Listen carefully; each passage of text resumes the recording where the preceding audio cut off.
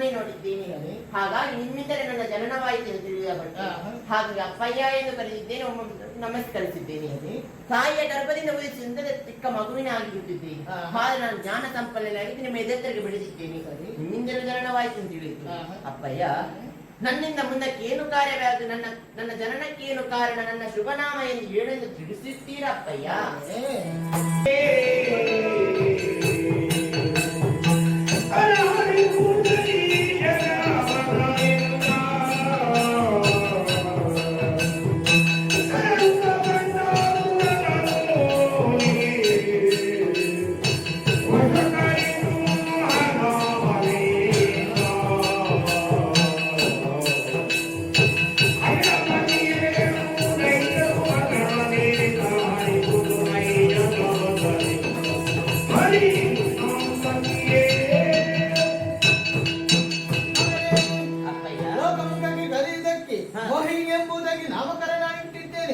ಭೂಲೋಕ ಸ್ವಲ್ಪ ಗಮನ ನೋಡು.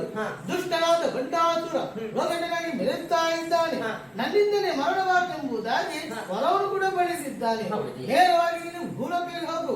ಬಿಂದು ಮಹಾಸಾಗರದ ಅಡಿಯಲ್ಲಿ ನಿಂತುಕೊಂಡು ಆತ ಬರುವಂತ ದಾರಿಯನ್ನು ನೋಡ್ಕೊಂತ ನಮಗೆ ಕೊಡುವಂತ ದಾರಿ ನೀನು ಮಾಡಿಕೊಡಬೇಕು. ಆಗಲಿ ಅಪ್ಪ, ನಿಮ್ಮ ಅನುಮತಿಯಂತೆ ನಡೆ.